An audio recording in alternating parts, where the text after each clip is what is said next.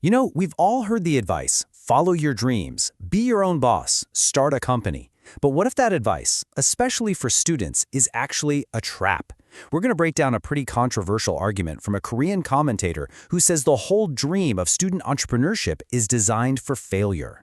So imagine you ask this commentator, should students take government money to launch their own startups?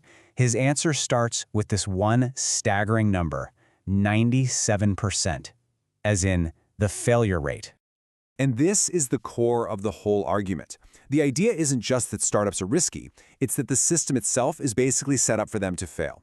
But how could that be? Well, let's follow the logic here. Okay, so how in the world do you get to a 97% failure rate? Well, according to this argument, you don't just chalk it up to bad luck or a tough market. Well, you have to look at the system itself. And here's the real kicker.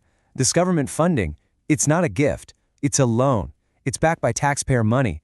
So when that failure happens, and the argument is that it's almost guaranteed to happen, these young people aren't just back at square one.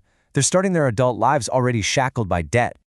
And this isn't just about one person's bad luck either. The argument is that this creates a massive ripple effect. The students are in debt, the taxpayers' money is just gone, and the whole country's debt goes up. So if pretty much everyone is losing out here, who's actually winning? Right, because the money doesn't just disappear into thin air when a startup goes under.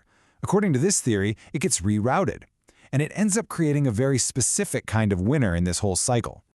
And this is where it all comes together. The program is supposed to create new innovators, right? But the argument is that it's actually just a wealth transfer machine. Public money is used to fund these risky student startups. They fail, and then large, established corporations can swoop in and buy up the valuable tech and assets for pennies on the dollar. So how do you stop this from happening? Well, the proposed solution is, let's just say it's pretty rigid. It's all based on this idea that people have very different, fundamental callings in society, and the key is for everyone to just stay in their own lane. And the really important thing to grasp here is how absolute this division is.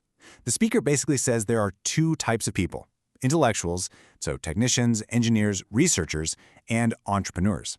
The intellectuals are great at ideas, but they are just not built to run a business. And any attempt to do so isn't just a bad idea, it's a guaranteed failure. This is really the core belief we're talking about. A stable, successful society is one where everybody knows their role and sticks to it. You're an idea person, you stick to ideas. You're a business person, you stick to business. Trying to cross that line doesn't create innovation. It just creates chaos and failure.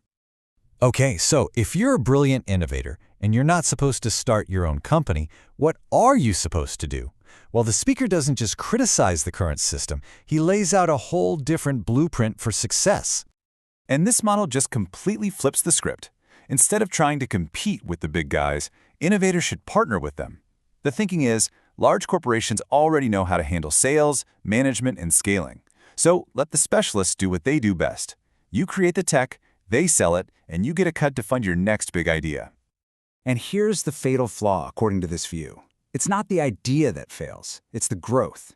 It's that moment when a startup needs to scale up, hire people, manage a complicated budget. That's when a technician's supposed lack of business skill becomes a death sentence for the entire company.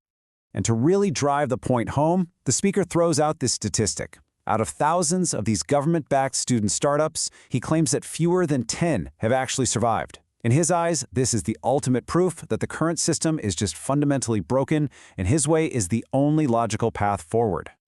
So, when you boil it all down, what we're looking at is a worldview that puts stability and societal order first based on these very clearly defined roles. But it leaves us with a really big question, doesn't it?